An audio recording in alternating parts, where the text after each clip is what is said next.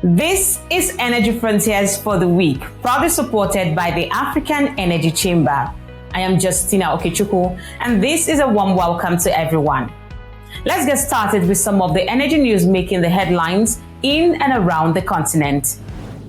The Organization of the Petroleum Exporting Countries, also known as OPEC, has kept its oil demand growth forecast unchanged at 2.25 million barrels per day for the current year 2024 and at 1.85 million barrels per day for 2025. On the flip side, the International Energy Agency lowered its own global oil demand forecast to 1.1 million barrels per day in 2024, a reduction of 140,000 barrels per day from the agency's previous projection. The IEA, however, kept its 2025 forecast unchanged at 1.2 million barrels per day. In other energy news, Africa-focused transitional energy group by the name Chariot Limited has revealed that its RZK-1 well on the Goufret prospect in Morocco did not deliver a material gas accumulation, but has the presence of strong gas and excellent reservoir development. Chariot is now shifting focus on a second well on the Dachos prospect, targeting its different reservoir system. A petroleum company based in Senegal, known as Petrosen, has announced that it expects first production from the Sangoma oil field development in the coming days, while first gas is also expected from the Greater Tatua Amoim project by the third or fourth quarter of this year.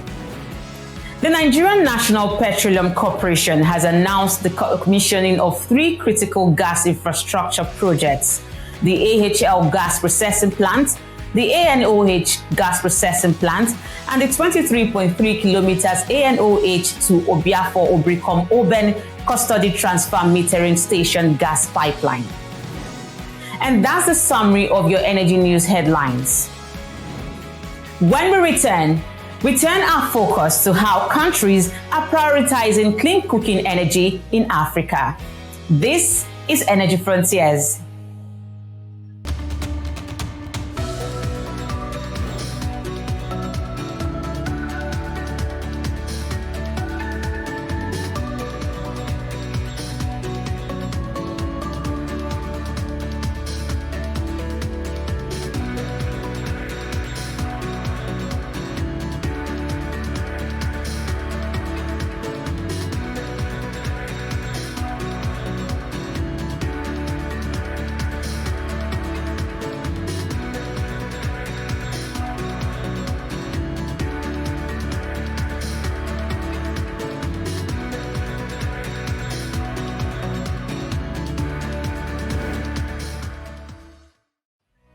Welcome back to the program.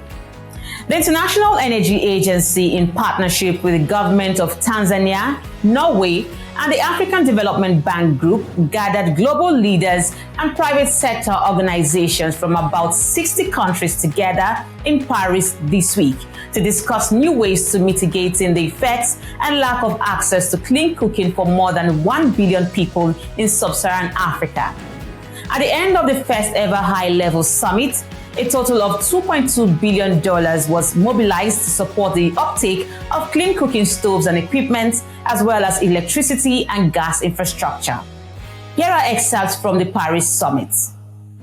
The African Development Bank will play a major part in this collective effort, and we will allocate 20% of all of our financing in energy to clean cooking. The African Development Bank will commit $2 billion to clean cooking over the next 10 years. We will work with governments to develop and roll out clean cooking solutions at scale, along with supportive policies, standards, safety, and regulations, as well as fiscal incentives to improve accessibility and affordability. And we are now also urging the energy companies that have skills and competence in this to come forward with technical solutions and also finance to support. I'm pleased to announce today that Norway is committed to investing approximately $50 million to support clean cooking.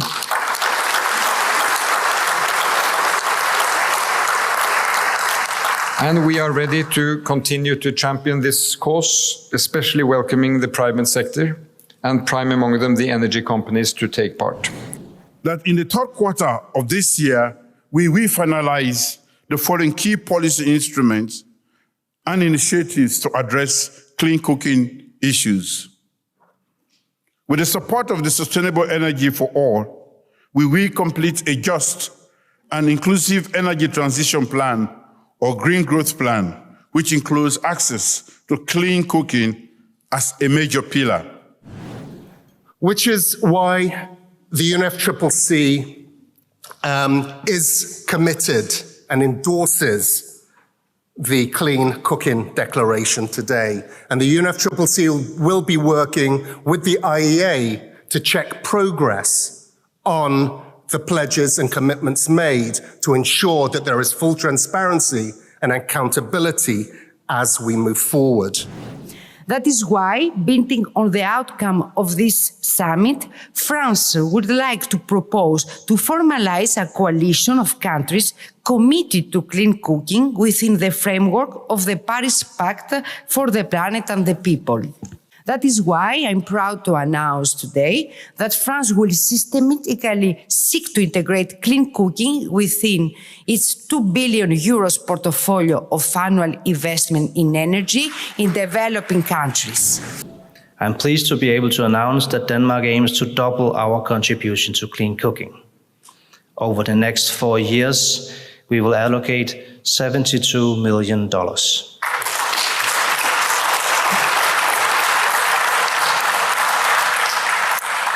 As a first step, I can announce that we will allocate $20 million in contribution to the World Bank's Clean Cooking Fund. Now we also added, we were looking what can we additionally do for this summit here. We on Team Europe, together with Spain, Sweden, the Netherlands and the European Commission, we're adding funding for the regional clean cooking action for West Africa. And today I'm delighted to announce a further £8.5 million to help communities across Tanzania and Uganda to access the innovative electric cooking solutions they need. And today I'm pleased to announce we intend to invest across our African businesses as part of this summit, $550 million to go towards infrastructure, cylinders, distributions and cook stoves. Today's fresh new announcements at this very meeting accounts $2.2 billion. Coming up, the AfDB group holds stakeholder dialogue on solutions needed to address the persistent challenges facing Nigeria's power sector. We have a bit of that for you after this.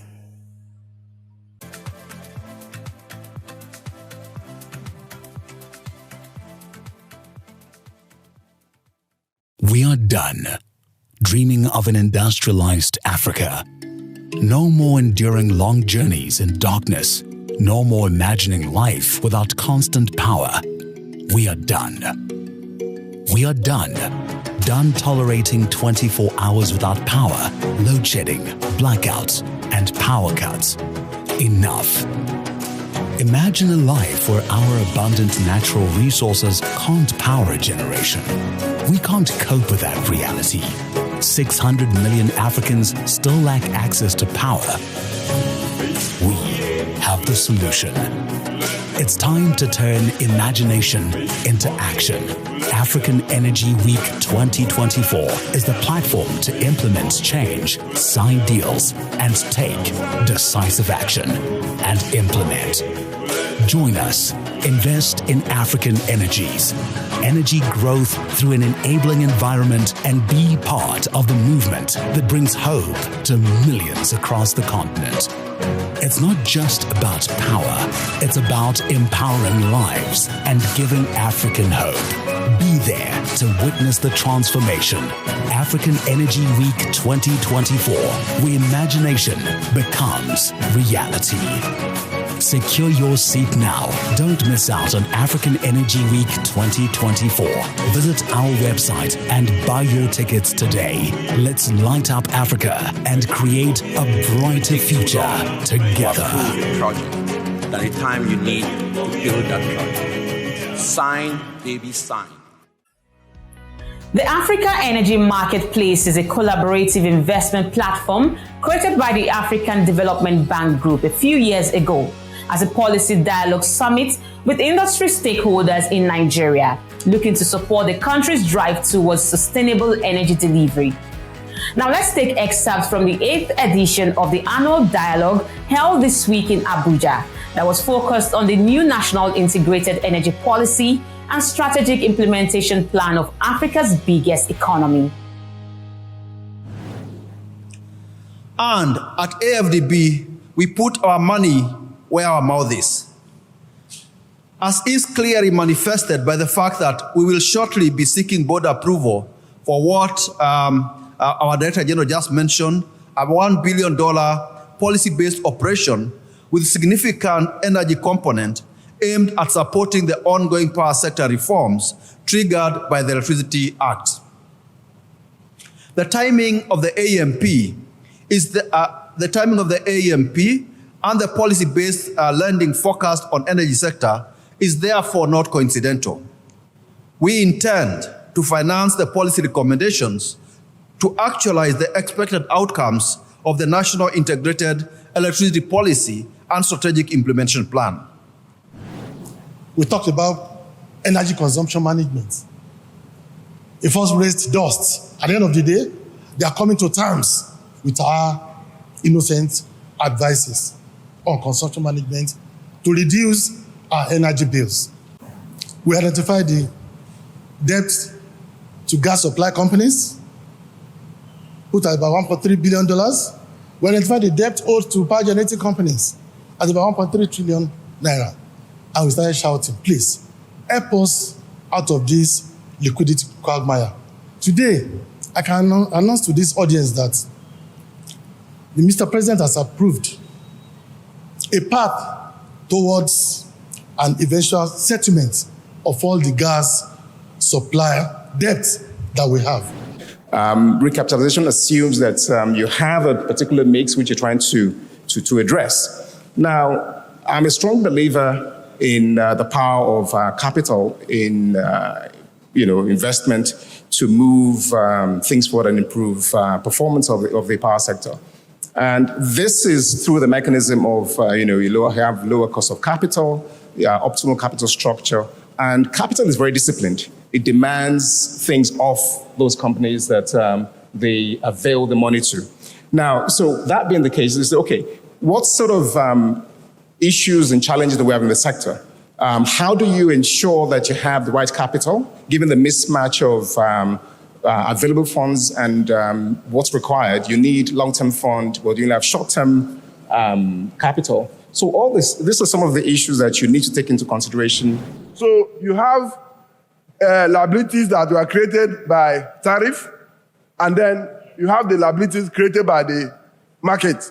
So the ones created by tariff, government can solve that one by stepping in. But the one created by the inefficiency in the disco is not very easy. So we need to think through and come up with policy options that can solve that problem so that you cannot make, because even if you bring new investors, if you do not solve that problem, no new investor is willing to come and inherit those liabilities as part of his, so it's not possible. So I think there are some things we need to think through, and the moment we think through and come up with the policy options that can resolve this issue, I mean, once investors are assured that long term, that they will not only recover their money, but they will make profit, I think you will resolve the issue of capital injection.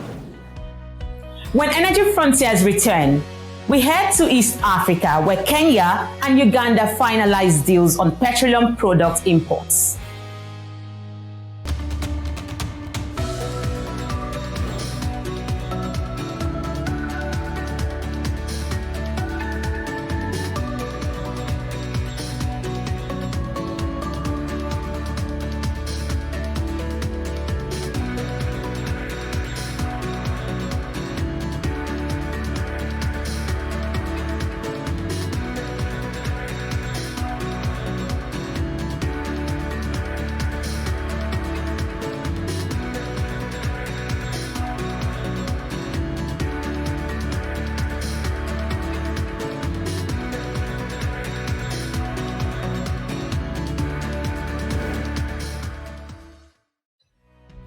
Welcome back to the show. Kenya and Uganda have finalized agreements to facilitate the extension of the Eldoret oil pipeline to Kampala in order to allow direct imports of refined petroleum products through Nairobi, the Kenya capital.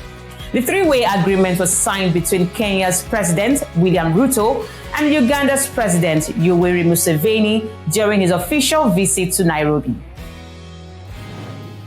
The tripartite agreement on the importation and transit of refined petroleum products through Kenya to Uganda, whose signing we've just witnessed, enables Uganda National Oil Company Limited to import refined product commodities directly from producers in different jurisdictions, thus bringing to an end the challenges faced by the sector in Uganda.